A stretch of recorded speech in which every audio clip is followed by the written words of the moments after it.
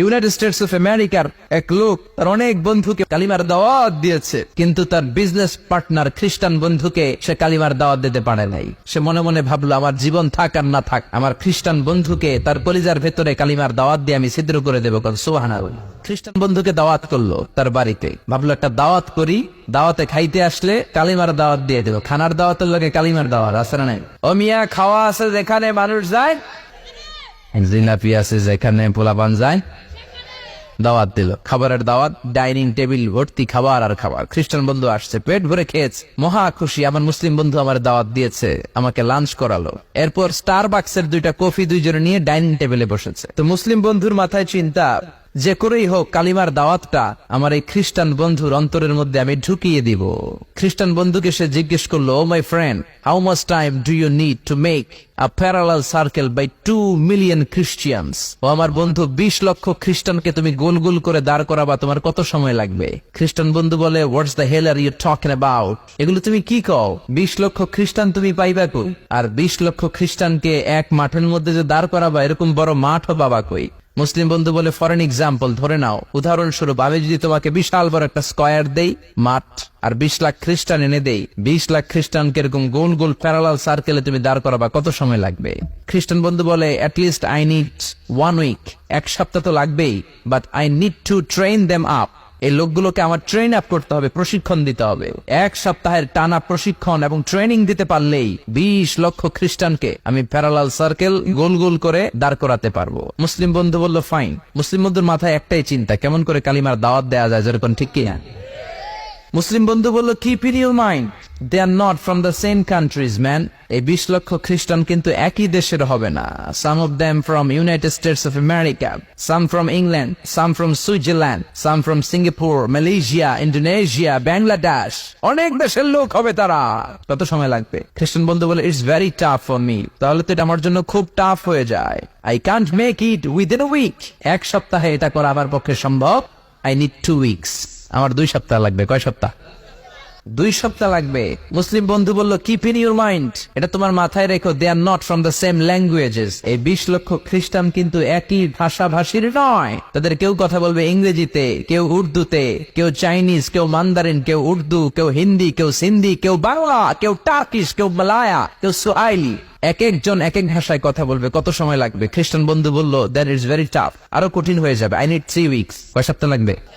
3 সপ্তাহ লেগে যাবে। মুসলিম বন্ধু বলল, কিপ ইন ইউর মাইন্ড, এটা তোমার মাথায় রেখো, they are not on the same ages. এই সবগুলো 20 লক্ষ খ্রিস্টান একই বয়সের নয়, একই লিঙ্গের নয়। কেউ পুরুষ, কেউ নারী, কেউ ছোট্ট বাচ্চা, কেউ যুবক, কেউ যুবতী, আবাল বৃদ্ধ বনিতা, বিভিন্ন বয়সের লোক হবে। তোমার কত সময় লাগবে? খ্রিস্টান বন্ধুকে, তাহলে কিয়ামত পর্যন্ত আমি পারতাম না।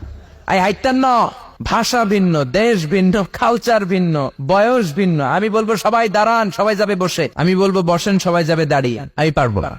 মুসলিম বন্ধু বলল, I can make parallel circle, আমি সমান্তরাল বৃত্তে দাঁড় করায় দিতে পারবো, বাই 2 মিলিয়ন মুসলিমস, 20 লক্ষ মুসলমানকে, অনলি বাই 10 মিনিটস, 10 মিনিটের ব্যবধানে। কয় মিনিটে?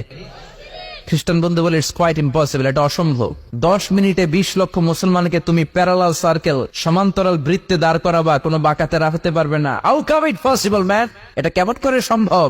মুসলিম বন্ধু বলে, ইটস পসিবল ইনশাআল্লাহ, আল্লাহ যদি চায় এটা সম্ভব। But you have to make a visit to KSA, তোমাকে কিংডম অফ সৌদি আরাবিয়া, সৌদিতে একটু ভিজিট করতে হবে। সে রাজি হয়ে গেল, বুদ্ধি করে জিলহজ মাসের 10 তারিখে নিয়ে গেল তাকে সৌদিতে। আপনারা জানেন, হেরেমের বাউন্ডারিতে কোনো কাফের খ্রিস্টান ঢুকতে পারে না। তার পরিচয়টা গোপন করে মুসলিম বন্ধু তাকে নিয়ে গেল জিলহজের 10 তারিখ, হজের মৌসুমে। মক্কার পাশে, কাবাগরের পাশে একটা বিল্ডিং আছে, আব্দুল আজিজের ওয়াকফ, এটাকে বলে জামজাম টাওয়ার, দি মক্কা রয়্যাল ক্লক টাওয়ার, 120 তলা উঁচু। এটার 80 তলায় একটা হোটেল ভাড়া করলো, একটা রুম ভাড়া করলো। ওই দিন সব হাজী সাহেবান মিনার জবাইয়ের কাজ শেষে ফরজ তাওয়াফ করার জন্য মিনা থুইয়া সব কাবা ঘরের এদিকে বিড়বিড় করতেছে। সুবহানাল্লাহ।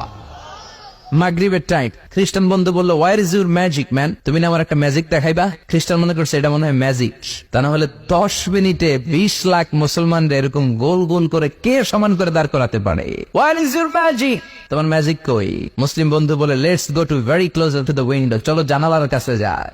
80 তলা বিল্ডিং এর উপর থেকে জানালার কাছে যে, when they open the window, যখন জানালা খুললো, নিচে তাকিয়ে খ্রিস্টান বন্ধু তো অবাক। 20 লক্ষ হাজী সাহেবান, একটা ইজার, একটা রিদা, একটা সাদা কাপড়ের চাদর, সুন্দর একটা সাদা কাপড়ের লুঙ্গি পরে লাব্বাইক লাব্বাইক বলে কারে ডাকে। এই দৃশ্য কোনোদিন খ্রিস্টান দেখে নাই, দেখে তো অবাক।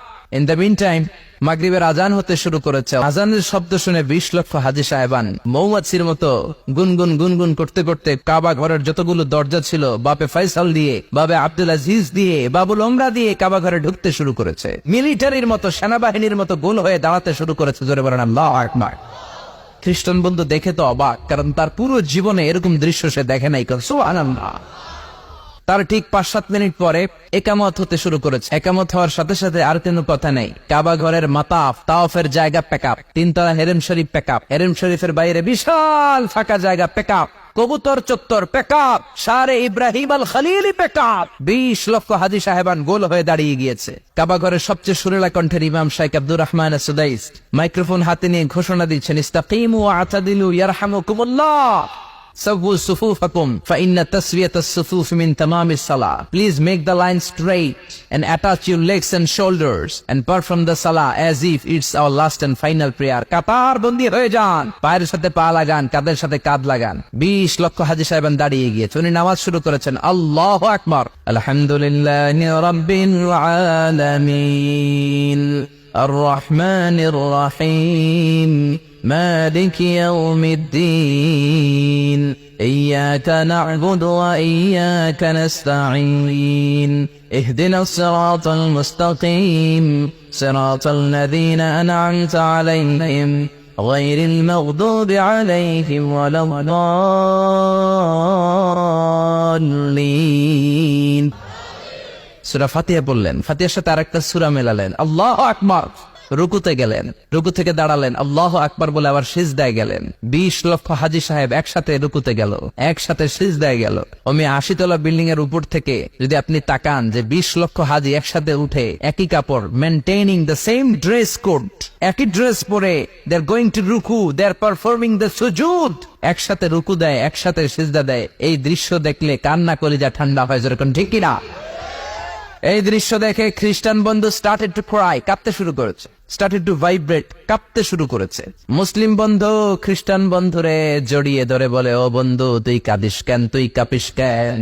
খ্রিস্টান বন্ধু বলে, আমার জীবনে কোনোদিন এত সুন্দর দৃশ্য আমি দেখি নাই। কি নামে ধর্মের কি নাম? মুসলিম বন্ধু বলে ইসলাম। খ্রিস্টান বলে, আমিও আমার বাইবেল নিয়ে অনেক ভেজালে আছি। বাইবেলের এক চ্যাপ্টারে এক কথা, আরেক চ্যাপ্টারে আরেক কথা, কোনো মিল নাই। জোরে কোন ঠিক কিনা? আর আমি খ্রিস্ট ধর্মে থাকতে চাই না, তোদের ধর্মে আমার ঢুকিয়ে নে। মুসলিম বন্ধু বলল, যাও আশ্রমে যাও, নজু করে আসো, আর কাবার দিকে তাকিয়ে আমার হাতের মধ্যে তোমার ডান হাত রেখে চিল্লায়া পড়ো লা ইলাহা ইল্লাল্লাহু মুহাম্মাদুর রাসূলুল্লাহ সাল্লাল্লাহু